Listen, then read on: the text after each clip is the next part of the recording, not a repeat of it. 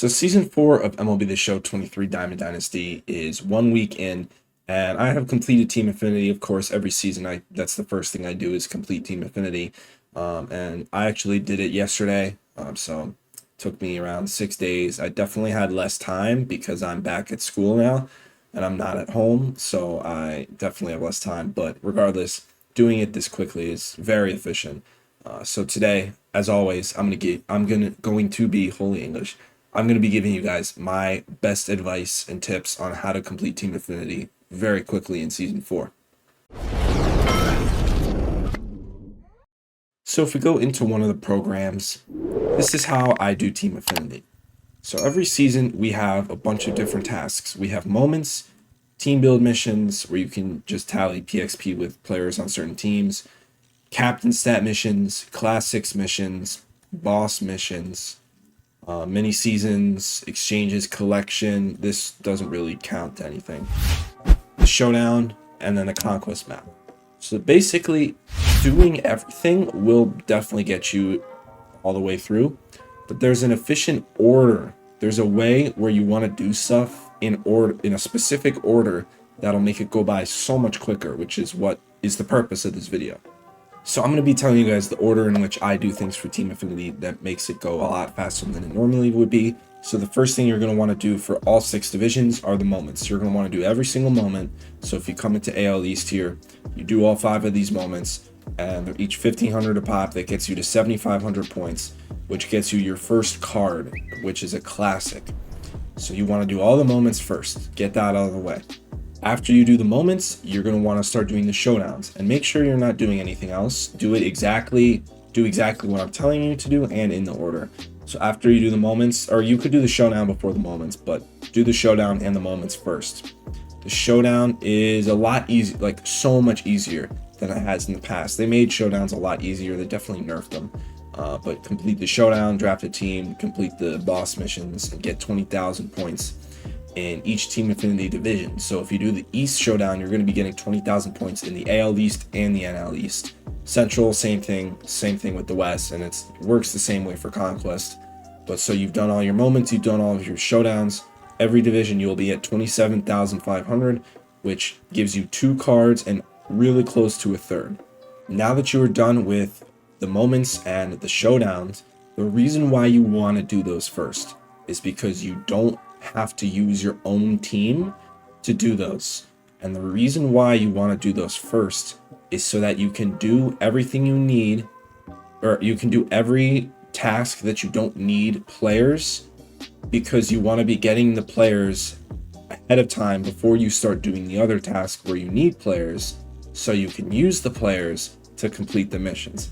That was a pretty confusing way of explaining it. Let me explain a little better.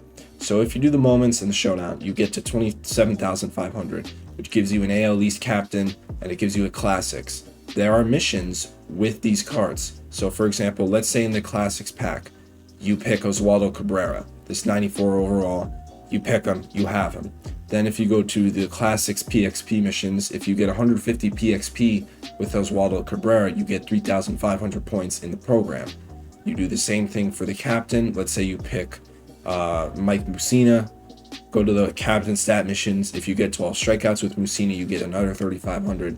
The reason why I want you guys to do moments and showdown first is because you're going to be wanting to have these cards while you're playing Conquest and mini seasons, which is next. So you put these cards on your team while you playing Conquest. So while you are playing Conquest, you are also knocking out these missions simultaneously, which is saving you a ton of time. So as you're running through the Conquest, you're going to be completing more missions and unlocking more of these henchmen, and you're just going to want to keep adding them to your team. One thing to note too, make sure you activate the captains. So once you get enough captains, let me go to the collection.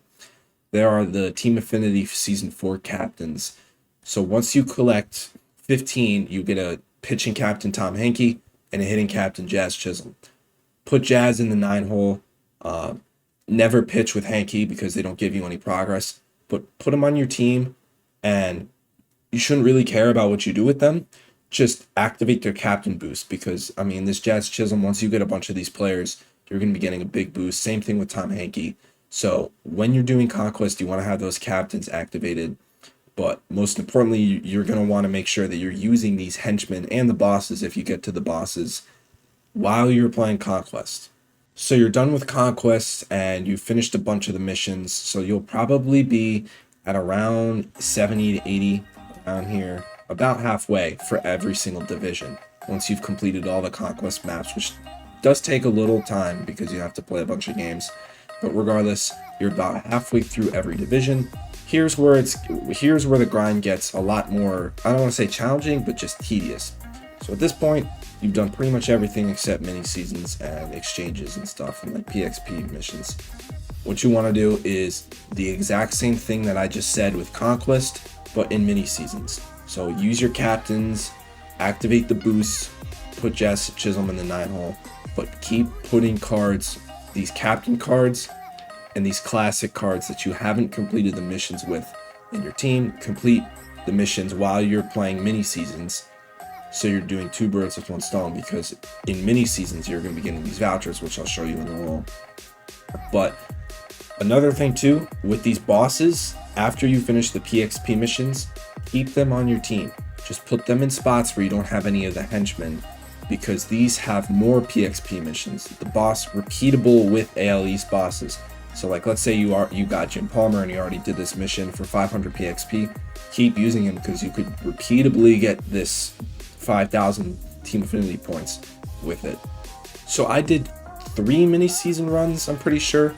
My advice for the mini season, again, just stack your team with players that you have to do missions with. Everything else, just do like the leftover bosses that you have for those repeatable missions.